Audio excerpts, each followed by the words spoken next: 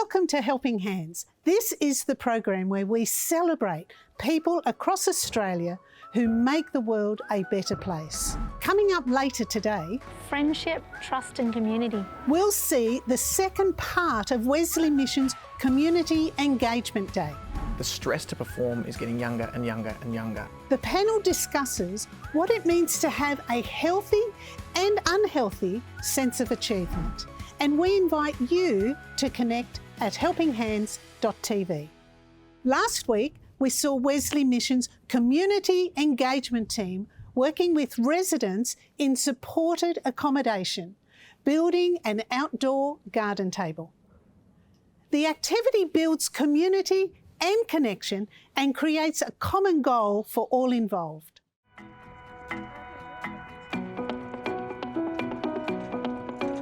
We're at Miller, Western Sydney. Community engagement is where the tenants come together to engage with each other to build community. My name's Darren and I work for the Royal Botanic Gardens. We partner with Wesley Mission, they made contact with us. The program that I'm involved in is called Community Greening and we promote the health benefits of gardening and horticultural therapy. Food is connection. Food is where families come together, where friends come together, and that's where communities start. And it's a much more casual situation to, have the chats that you need to, and you connect over food. Okay, you ready? You might want a little napkin under that. We're all part of the engagement team, and part of my responsibility is cooking the barbecue. I'm going to cook up around 50 sausages today. They usually come back for seconds, thirds. It all depends how well I cook it. As you can see, that one, it's a little bit too well done, but believe it or not, some people like it like that. What I do at Wesley Mission is property manage. Property is owned by Land and Housing. We also do look after some of the SDA properties for Wesley Mission. Primary role is to maintain, upgrade, and make sure that we do repairs when required. Just basically keep the buildings in good order and in working order. We came across a tender which was being offered by Land and Housing and we put a submission in. We won at least 3/4 of it. It's all about upgrading the units and some of those upgrades involve renovations of kitchens, new flooring, new paints, new electrical items. Renovations are important is because our tenants living here, because they live here for quite a while, their kitchens have grown old. This was the best opportunity to do the whole complex in one big hit, especially when we've got the funds behind us.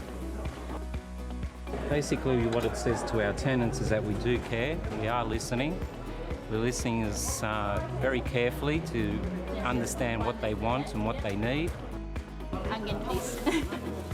Onions. Thank you. Okay. Days like today where we get people together around meal, around food, around company are critical. It's about establishing community and connection with each other but also with our team so that we are able to better serve and to empower people to live the life that they deserve, they richly deserve.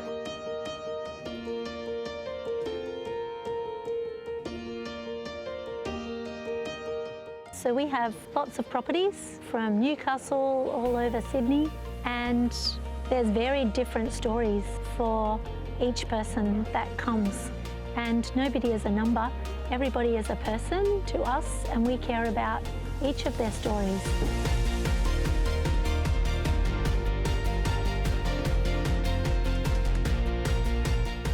A lot of people think the only tenants that come to live at Wesley Community Housing have been on drugs or had problems with drinking, but a lot of the guys here have just been through unfortunate circumstances, and it can happen to anyone. You can fall into homelessness. You don't have to have bad choices for things to happen for you to become homeless. Across the board, I'd say the singles are probably more likely to reach out and say, I'm struggling, whereas I think the families are a bit more head in their sand. We will house anyone from 16 all the way through to 100 if they need housing, and that they can sustain a tenancy with support or without support. So we're just going to put some mulch on the gardens just to beautify the gardens and tidies it up. So in between what we're doing with the table, maybe a little bit of planting, we'll look at a few areas in the garden that needs sprucing up, and we'll put a bit of mulch around just to tidy it up. We'll just put the last of this on. Yeah, you throw it down the wall. Give me the bag, right? You know, I work with a lot of people with Wesley Mission, and the thing that really stands out for me are the stories. You know, everyone's got a story. You know, you could write a book, you could write a bestseller. Easy. Sometimes I feel as though I've got more from the activity than they have, because just hearing their stories and sharing what they've been through in their life, it's pretty special. It's been an interesting life, but I won't go into any detail about it. Give me a cheer, George. It's I'm still affected by what my past was in many ways, but because I've got a stable environment, I'm able to deal with that in what I perceive as a lot of positive ways. Hands are like rock. Just about. I think that's got it. All right, well done. Good job, guys. Yeah, okay. Smells great. What can I Move say? on, do we? Oh yeah, it's better. Okay, maybe down here a little. After the break, we'll see the rest of this story. Friendship, trust and community.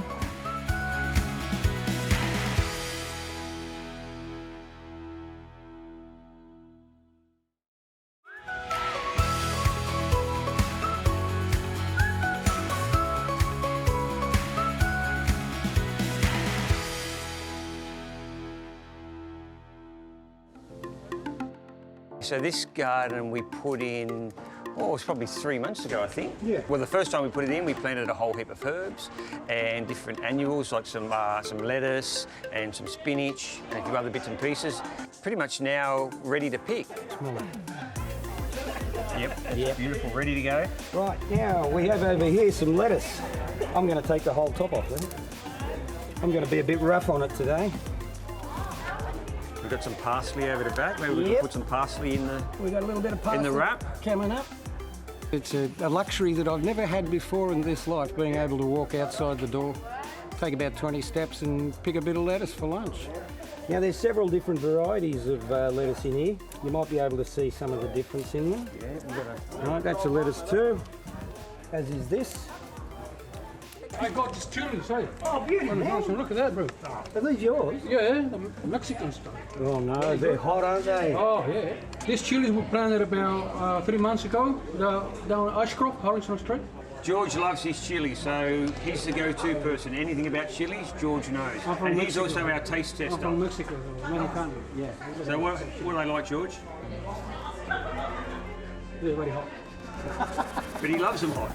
Yeah. I'm tempted. Yeah. They're hot.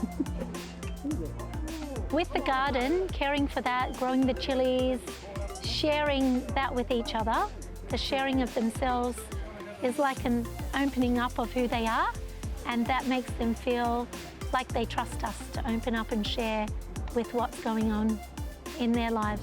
Brad's coming with some wonderful things from the garden. We have some basil. Basil? Be very Oops, careful sorry. of the chili. Oh, chili, yeah. Yes, they're George's. How hot's this chili? How hot can anything be? That's how hot that chili is. We got some lettuce, and that's about it. I Yes. grabbed a few small leaves of spinach too, which might go nice. Spinach, that would be nice.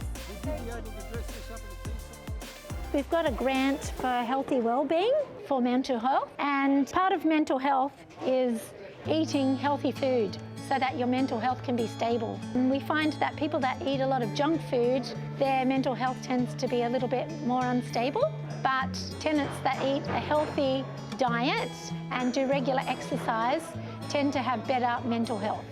A lot of people have food from different cultures, so it's also nice to show them what we eat here in Australia. We like to do at my home is do ham, slice of cheese.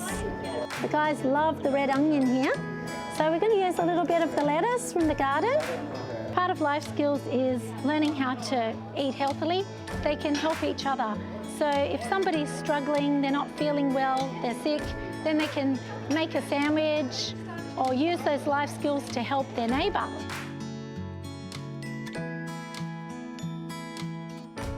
I think it's important for us to see that every block is different, every person is different, and the way that we help each different block is going to be different from the next. How many drills you got?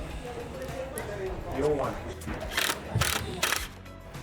We're just putting the slats on this table, ones that they painted this morning. I served my time as a carpenter in Joanna many years ago. Worked all the big projects. Stopped work at about, I was 66, I was still working. And then the labour hire company said, I'll put it right on the end there so you can knock it down. That's it. Hold it there, give me a couple of screws. Just put a screw, With your head. With your head.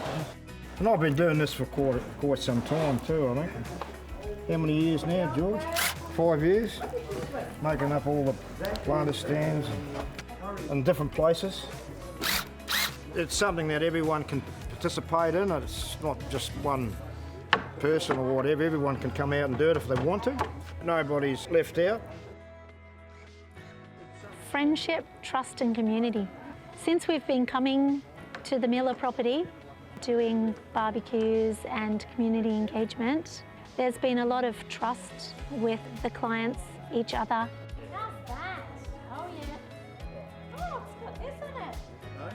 We're made for connection. We're made for connection with one another, obviously connection with God as well.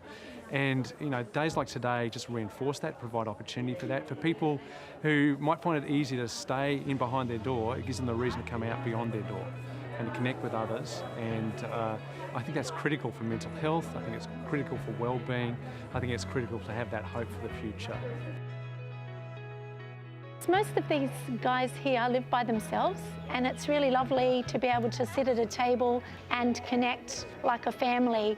So that's what I love, bringing the family back to the table and connecting each other in the community with each other.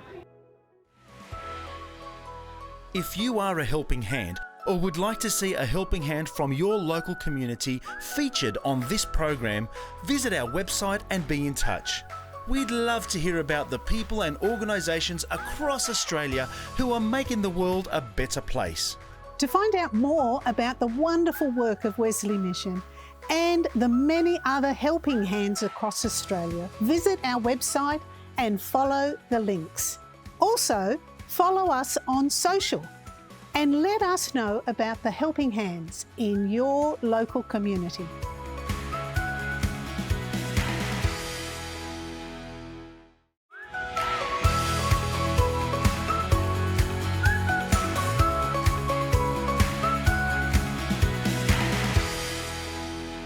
Welcome back to Helping Hands. The sense of achievement that we get when a task is completed is a healthy feeling and is often the intrinsic motivation that keeps us going. But can it be bad? And what happens when the drive to succeed becomes part of our identity? Laura Bennett is joined in the studio today by Justine Toe, Nathan Brewer and Reverend Keith Garner. Hello, thank you so much for joining us. On the panel with me today we have Nathan Brewer, youth worker. We also have Keith Garner, former CEO of Wesley Mission, and Justine Toe, a senior fellow with the Centre for Public Christianity. Thank you guys so much for joining us. Thank you. Justine, we'll start with you on this one. You've written a book called Achievement Addiction. What does it mean to be addicted to achievement? It means that achievement and success has a bit of a hold on you, I suppose, and you kind of look to that as securing your identity, your meaning and your purpose. So a key way to tell if you're an achievement addict is if you have a success in life and you feel a little bit too good, right? Yeah. And conversely, if you have some kind of loss or failure and you basically need to be scraped off the floor, that would kind of indicate that you might have a disordered relationship with achievement. Are some of us more compelled or more prone toward an addiction to achievement than others, do you think? If you're a type A sort of personality, someone who knows exactly what they want to do and how they want to do it, then you might be prone to that. And I think women, I mean, I'm sure men have the corner on achievement addiction as well, but I can definitely say from the female experience that women have a lot of expectations placed upon them to kind of navigate and juggle lots of different balls in the air all the time. And so you can kind of think that your ability to do that is the mark of a successful life. And so the fact that women might often struggle with perfectionism, I think that is a classic sign of achievement addiction. Yeah, there's probably a few people really relating to that right now, I would think. Nathan, in the experience you have in youth work, do you see young people affected by this need to achieve? Yeah, I think I've noticed doing youth work for over 10 years now is the stress to perform is getting younger and younger and younger. And so early on in my youth work, you'd sort of see year 10 spike with the school certificate, year 12 spike HSC. Now it's year 7, year 8, year 9 stressed about assignments in term 1 and term 2 where you go, these are pretty low stakes, guys, like just chill. But yeah, you need to acknowledge actually they're feeling that pressure to achieve from a really, really, really young age, and even into primary school when it comes to school captain and house captain and stuff like that. So it's getting younger. It's also getting broader in terms of people. When I was in high school, you just have a thing. You'd be the sporty kid or the smart kid or the musical kid or the drama kid, and you'd have your thing. Where it's getting a little bit pressure to achieve across all spheres. So you've got to be good at everything. I think as well, like social media means that everyone's on show. So you can kind of see very vividly who's having a good time and who's looking like they're flourishing, right? So, and we kind of feel, oh, that's not me. What am I going to do, you know? So I think that's part of the picture as well. And even to take stance on social and political issues as a 14-year-old. Like, no, I didn't care about any of the big decisions, but you need to have stances on all these issues as a young kid. Like it's you can understand why they feel that anxiety and that pressure. It's a lot of pressure. And Keith, when you look at it from a perspective of each of the individuals, whether they're teenagers, whether it's adults, how does that pressure, that need to achieve really impact families and their sense of community? Families are under tremendous pressure, particularly those who've got less money, who've got less resources. I think supporting, helping, walking alongside such people, you know, I found that to be quite real, you know, and the picture you're painting of achievement is something I can relate to personally, but I saw it in the work I did for all those years. Very, very real. And it's hard. It's hard when you know you've done so much and it's not necessarily recognised by people around you. One of the things that we can do is actually affirm people who are struggling with that whole question of achievement, more or less to say, hey, that doesn't matter. You don't have to be you don't have to be one at everything, you know. But discover those things that really mean something to you and make it. So I like the thought of achievement, but as long as it's reasonable. I just even try and take the opportunity now to tell people, do you know the most important thing about you will never end up on a resume? Like, I think it's something we all know, but it's easy to kind of forget that in a world where it's all about, you know, what's your profile like on LinkedIn? You know, have you posted, have you done all these things, you know, are you kind of performing? And I'm just like, you know, stop. After the years that we've had with COVID, I'm like, can we all just give each other a break? Like, honestly. Yep, and it's hard to believe that's true, that our achievements are beyond what's on our resume when we've created this culture that really celebrates those things. Nathan, there's going to be parents, people that work with young people watching who I'm sure would wonder, how can we, looking at what young people are facing with those pressures, do a better job of not adding to them? What would you say to that? Yeah, it's just tricky because I think parents have insecurities and so they want to achieve certain things and maybe they didn't. And so they project it onto their kids and they sort of look at their kids and they go, I want my child to be the perfected version of me. And that's what I want my child to be. But they have the same flaws and limitations that you do. And so we sort of set higher bars for our kids than we even do for ourselves. So just lowering the bar, remember what you were like as a teenager, your insecurities, your worries, your inabilities, and remember that your kids have those same things, the same struggles. So, and back to Justine's question earlier about how do I know if I'm an achievement addict, I think asking yourself, how do I respond to other people's success? Do I feel threatened? Do I feel intimidated by other people's success? Yeah. Or can I celebrate other people's wins and successes, even if they're above what I myself have achieved? And I think if you can genuinely celebrate others, then you're probably in a good place with your achievement addiction. Thank you all for your contributions. Really appreciate it. And thank you guys so much for watching. If there's a topic that you'd like to see discussed on Helping Hands, visit our website and be in touch. We love talking about the things that make the world a better place. It's interesting to hear how we often define ourselves by the things that we have achieved in the past. Keep the conversation going online and join us on our social channels. Visit the website and follow the links.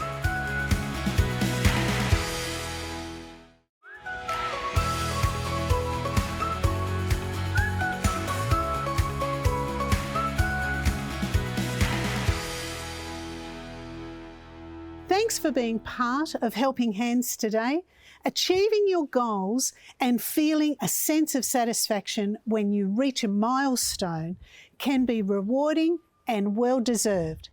There is so much more to talk about on this topic and so many wonderful works, people and organisations to celebrate across Australia. Let us know about the Helping Hands in your local community at helpinghands.tv. Send a photo or a short video and tell us about your local heroes in 25 words or less. Special thanks to Wesley Mission and to Justine Toe, Nathan Brewer and Reverend Keith Garner for joining Laura Bennett in the studio. And also thanks to you for spending this time with us. See you next week here on Helping Hands.